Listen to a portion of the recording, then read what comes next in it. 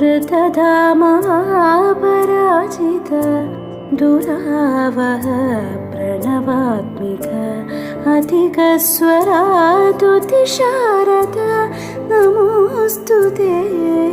श्यामाम्बरं मुखसागरं तुलसीदलम् अतिसुन्दरम् कनकासुखं नारीवरं शुभदं माङ्गल्यं तन्तुनानेन मम जीवनहेतुना।